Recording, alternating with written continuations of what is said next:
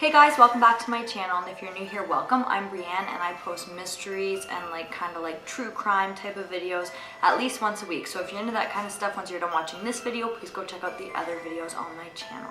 And without further ado, let's jump right into this case. Lauren Agee was a 21-year-old student who was studying criminal science. She had a passion for dance and was described by family and friends as being extremely outgoing and friendly.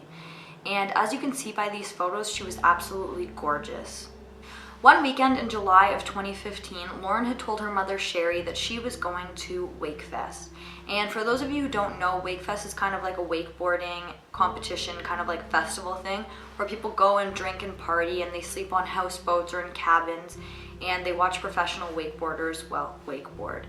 And this particular Wakefest, I believe, was held on Center Hill Lake, just outside of Nashville. Sherry had said that right off the bat she wasn't too comfortable with Lauren going to Wakefest, but after asking who she was going with and hearing the reply, Hannah Palmer, this made her a little bit more uncomfortable, as Lauren and Hannah had been friends for a very, very long time, but they had an on and off type of friendship, and Hannah and Lauren were only friends in between boyfriends. But Lauren had already made up her mind about going to Wakefest, and she told her mother that she would be staying in a cabin on the lake. But these sleeping arrangements had actually changed, and we will come back to that in just a minute. After arriving at Wakefest, Hannah and Lauren had actually met up with Hannah's boyfriend Aaron Lilly and his friend Christopher Stout. And according to one of Lauren's other friends who was at Wakefest, the group had gone cliff jumping and Lauren had banged her head. Now, despite this, Lauren was fine, and the rest of the night she seemed uninjured. She didn't seem off in any way. She seemed absolutely fine.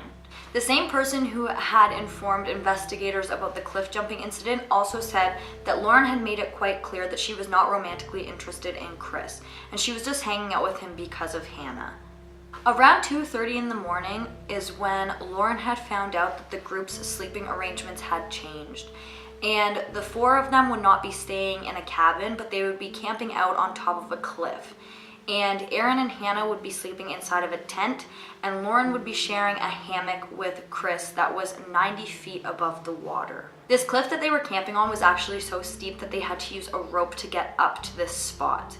So you can only imagine how scary it must have been to have been climbing up this cliff in the middle of the night in the pitch black, probably intoxicated, to get to where they would be sleeping. After finding out about these sleeping arrangements, Lauren had actually asked another one of her friends that she knew at Wakefest if she could stay with them for the night. But unfortunately, this friend said that they had absolutely no space left for Lauren to stay with them, so she was forced to share the hammock with Chris.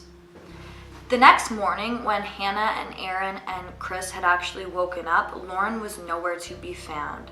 But all of her belongings were still at the campsite, including her shoes. But despite this strange thing, her friends had never reported this to the police, and they actually just continued to party. Agee was camping on this cliff at Wakefest in July of 2015. When Lauren's friend Hannah Palmer woke up, Lauren was gone.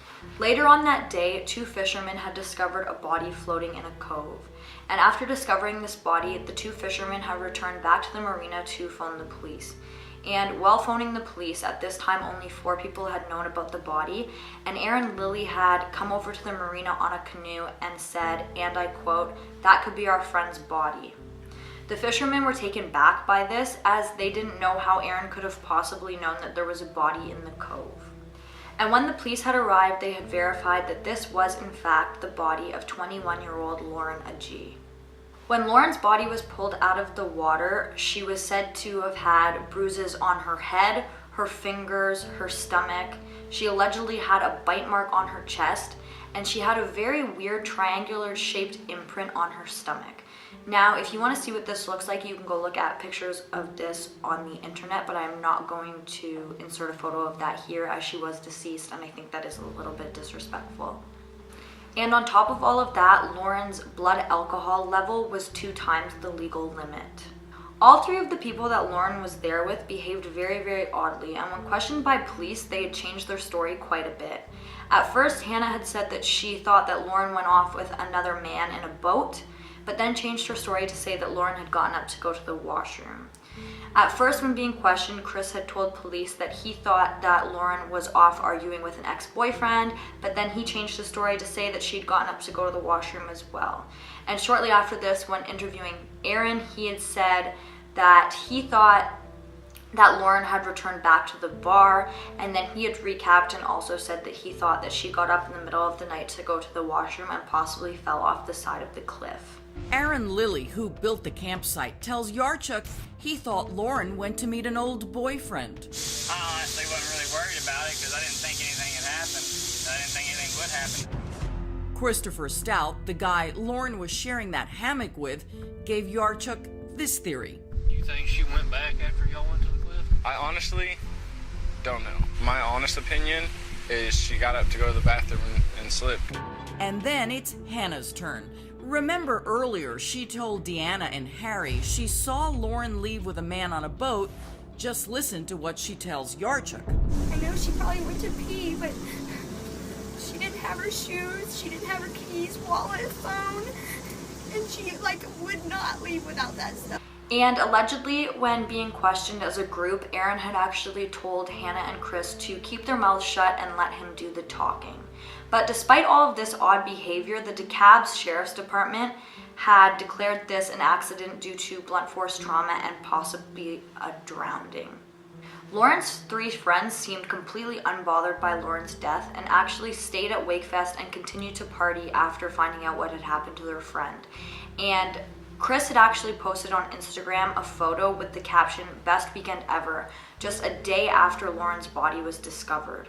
Shortly after this case was closed, Officer Yarnchuk, who I believe is a retired police officer who was working security at Wakefest that weekend, got into contact with Sherry, Lauren's mother, to inform her that he did not think that Lauren's death was accidental and he absolutely thought that foul play was involved. Officer Yarnchuk was actually the first officer to show up on the scene of Lauren's body being discovered, but of course he could not investigate this as he was a retired police officer and was just working security at Wakefest. He was allegedly the one to have seen the bite mark on Lauren's chest and actually seen the pattern of the triangle and made a match that this imprint of a triangle that was on Lauren's stomach looked strikingly similar to the point of a canoe. So his theory is that Lauren was deceased and somebody had put her body into a canoe and dumped her in the cove.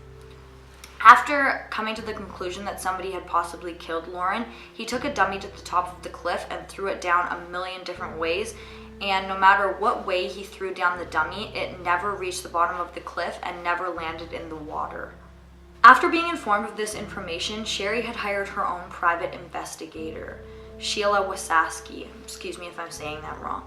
And after she had done her own experiments with the dummy as well and had found that there was no possible way that Lauren's body could have possibly hit the water, she had also done another experiment that if by some crazy reason Lauren's body did hit the water, on the day that she had passed away, the current was actually going the opposite way and Lauren's body would have arrived at the marina, not in the cove. This is when Sheila had decided to do some investigating of her own, and she had spoke to people in the area and actually had met a witness who said that there was a man fitting Aaron's description wandering around the marina at a very, very late hours in the night that Lauren had passed away. And she'd also talked to one of Aaron's ex-girlfriends who had said that she had tried to inform the DeKalb's Sheriff's Department that Aaron had a very, very violent past and was actually going through trial at that very moment for domestic abuse. But oddly enough, the DeKalb's Sheriff's Department had no use for any of this information.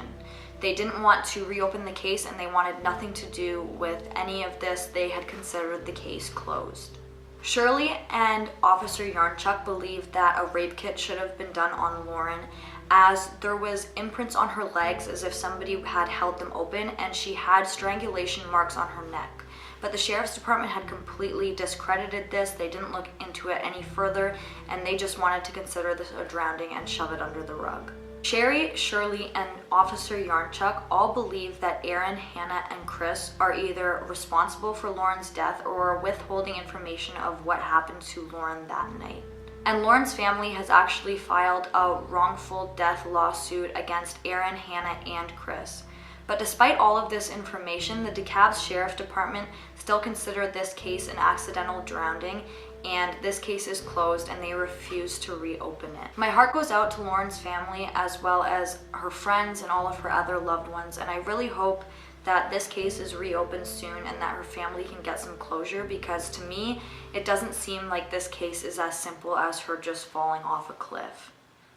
And guys, that brings us to the end of this video. If you like this video, please give it a thumbs up and also comment down below what you'd like to see in my future videos, and don't forget to subscribe. Thank you so much for watching, and I'll see you in the next one. Bye guys!